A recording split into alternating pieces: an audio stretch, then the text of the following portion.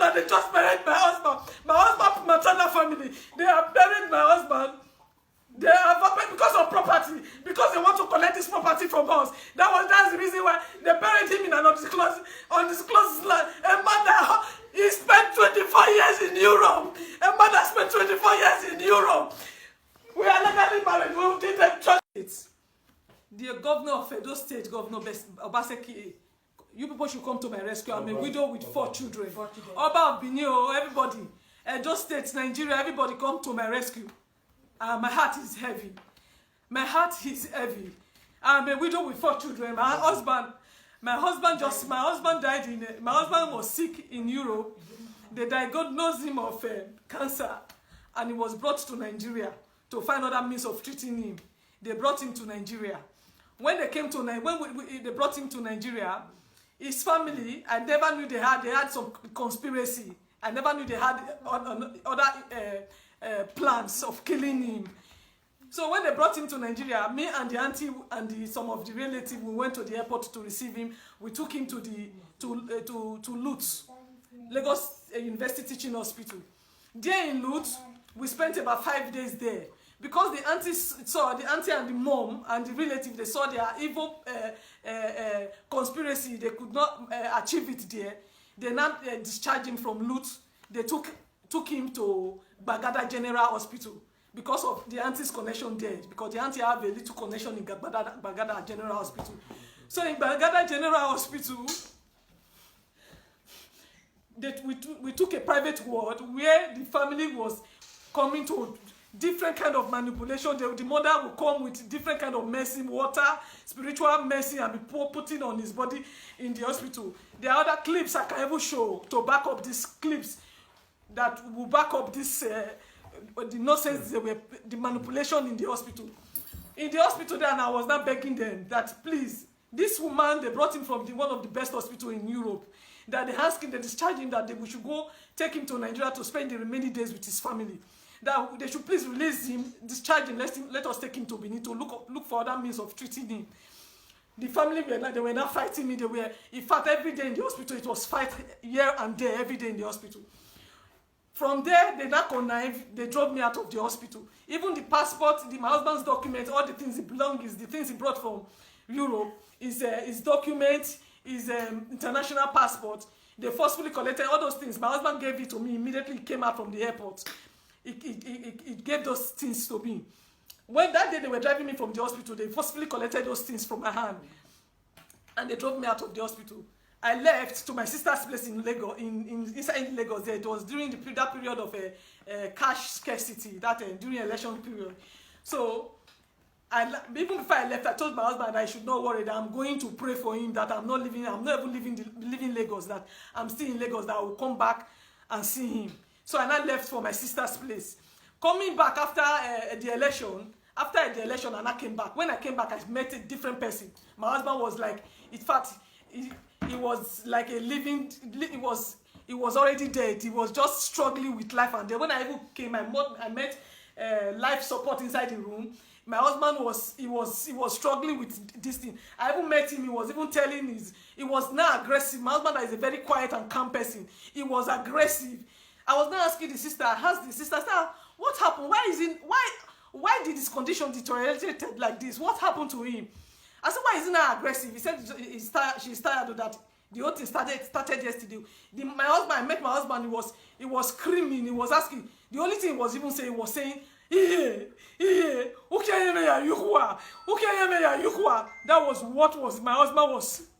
was what my husband was saying. As he was saying it to the mother. Even when they dropped me out of the hospital, the mother that was pretending that she was sick, the mother came to the hospital to say, have you seen where a sick person will come to the hospital to be nursing a sick person, taking care of a sick person? When they dropped me out of the hospital, because since my presence there, they could not achieve what they wanted to do. That was why, with the help of the auntie and the auntie's husband, one Mr. Chima, the auntie's husband, one Mr. Chima Wongogo, was the one that even stood his ground that I must leave the hospital.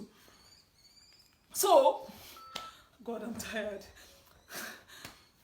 So when they drove me out of the hospital, when I now came back, as I asked my husband, I now asked the sister, I said, why is the condition? What happened? Why is this condition deteriorated to this extent?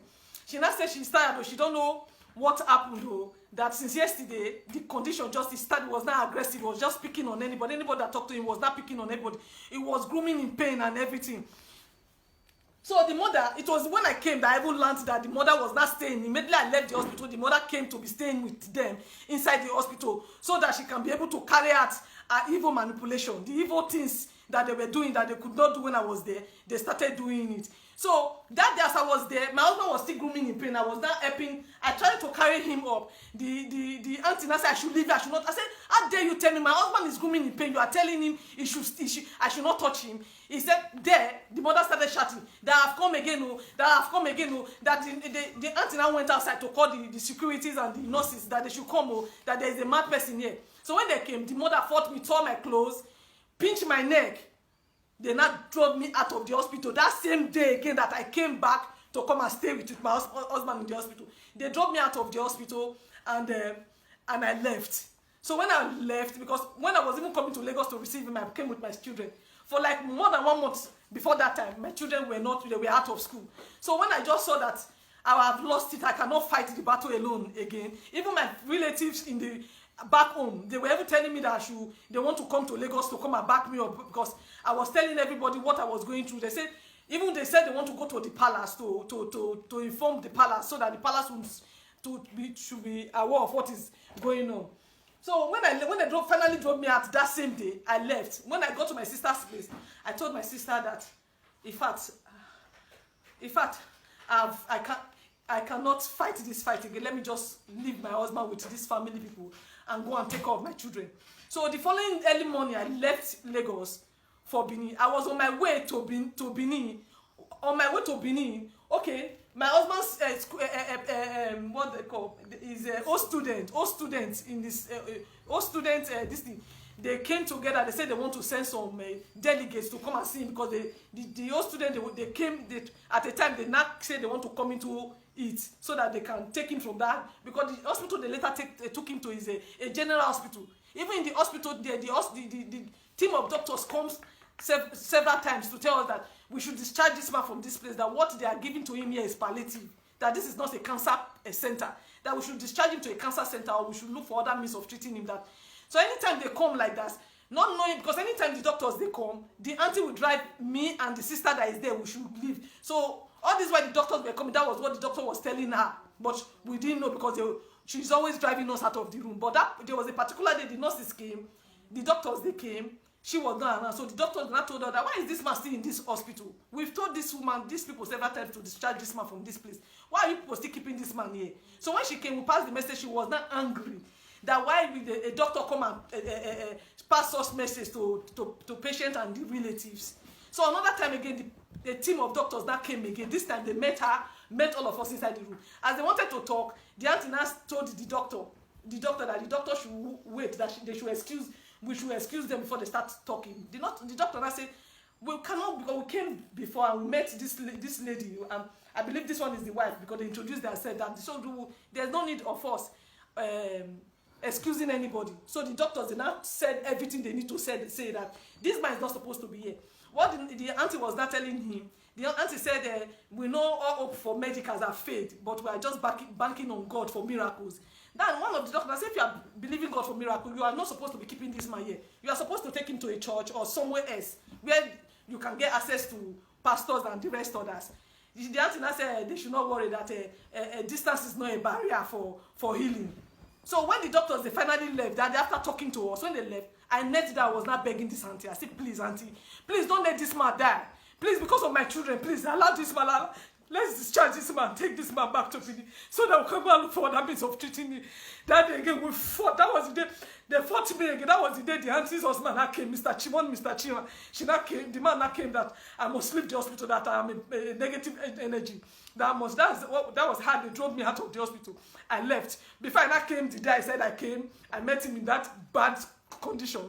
They fought me again that day I left. Before I now came, I was on my way from Lagos to Benin when one of the students, because I was supposed to bring the student to the hospital to come and see him, but because they cannot gather that, because of one thing or the other. When I left, I was on my way when the students now called me that they are at the gate of the hospital, that how can they reach me? And I told them I'm not in the hospital, but I directed them on how to get to the ward where my husband is. That was how they left. I was inside the bus going to Benin.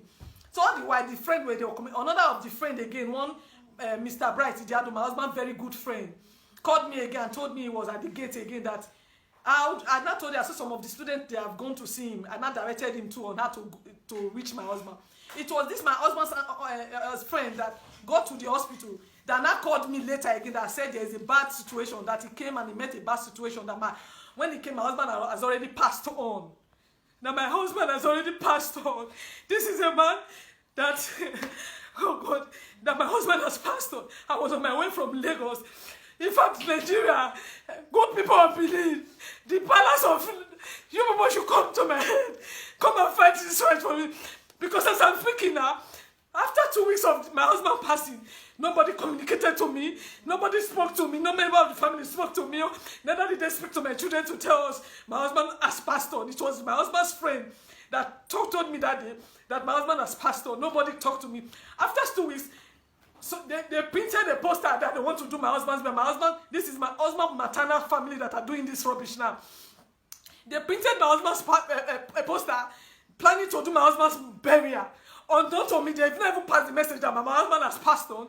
They printed a poster that they want to go and bury my husband. It was that information I got that made me, my family, to take a petition to Zone 5. My family, my father, with the help of the uncle, wrote a petition to Zone 5, to anti-vice in Zone 5. So we are 2 weeks after the passing of my husband. My husband passed on the 28th of February. So after this, we are at Zone 5 since.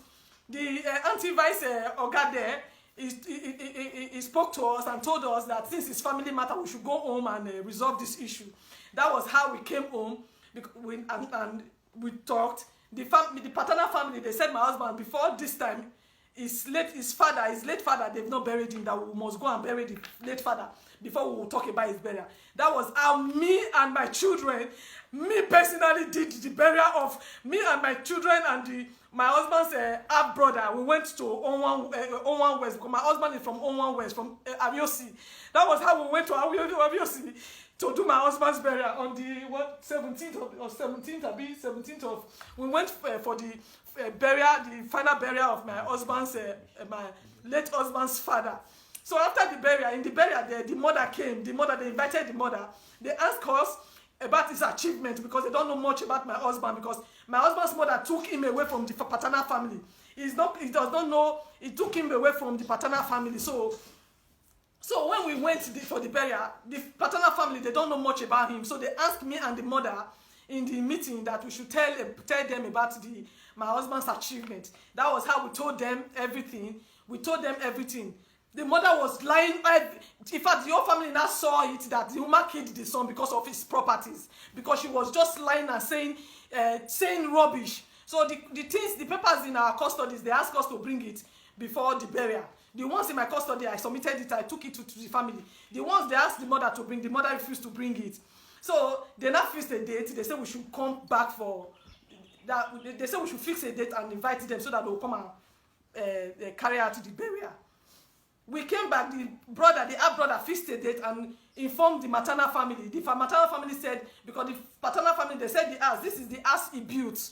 This is the house he built. They said this is the only house he has completed. This is where he's going to be buried. The mother now fled up. He said that he said over a dead body, would they allow?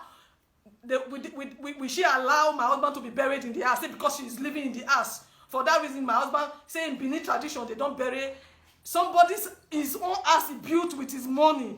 The mother said he will not be buried in the house. So that was how, it was not talking about tradition. That was how we went to the Oba Palace. We went to Oba Palace so that the chiefs there, they can tell us on how to go, whether in Benin tradition, whether if somebody built a house and the person puts his mother in the house, if the person passed on, if the person cannot be buried in the house. That was how we went to the palace. We went to the palace, they served her paper, she didn't come. She refused to come. When the day of the sitting, the chiefs, they now called her. When they called her, she said She ran to the princess of the monarch. She ran to the princess that she was not finished. She went to lie to the princess. I don't know what she went to tell the princess. So the princess stood by her. That was the reason why she did not come and answer the summon in Oba Palace.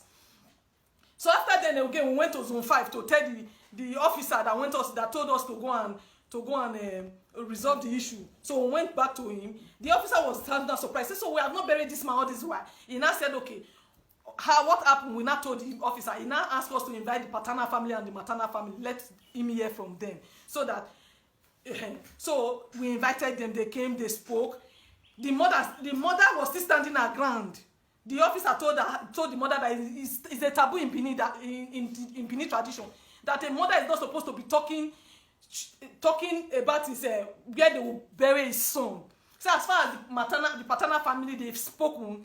Anything you will say, even though you take the matter to the palace or to the court, their words stand, because they are the one that is going to carry out the burial. So the only thing we are going to do now is to plead. He says, so on behalf of the family, he want to plead. That since Mama is saying they want to see my husband's grave outside, he want to plead to the family that they should bury him in one of our rooms so that Mama will not be seeing his grave outside. Mama still stood on it that over a dead body, she will not allow my husband to be buried in the house. Why I came now to cry to the good people of Edo State and the good people of Nigeria that they should come and fight this fight for a widow with 4 children. Widow with 4 children, because I don't know after today now, as I'm talking to you right now, today being what is today's date? Today being 22, my husband, to 23 of August, today being 23 of May. They just buried my husband. I don't know. They went to purchase a land. I don't know where, at Utesi community, where they went to bed. They took, in fact, the matter we went to, we heard about the burial. So we went to the same Zone 5 to report it. They asked us to write petition. We wrote a petition to Zone 5 for them to give us officers to stop the burial. We got to Zone 5 today to pick up the petition. Petition that they've already approved. The officer that went to collect the petition, he came and said they approved the petition. Later, they canceled the petition. They said the mother came and bribed them. That is why they canceled the petition. So they could not give us officers to go and stop the burial. As I'm talking to you now, they've laid my husband. They've buried my husband in undisclosed land in Utesi. They buried him without the knowledge of me and my 4 kids. You people should come. Without the knowledge of my children. Good people of Edo State, Nigeria, Masaki, Oba Bini. You people should come to my rescue. Look at my children. They have buried my husband. As I'm talking to you now, they just buried my husband. My husband's maternal family. They have buried my husband. They have because of property, because they want to collect this property from us. That's the reason why they buried him in an undisclosed land. A man that he spent 24 years in Europe. A man that spent 24 years in Europe. We are legally married. We did a church marriage. We did a court marriage. We did traditional marriage. Just look at our picture, our wedding pictures. We did everything. Please, you should come outside and see the kind of the acres of land that this man owned, 100 by 130. They did not let. Please, my brother, come and show these people. Open this gate for me. You give me the key.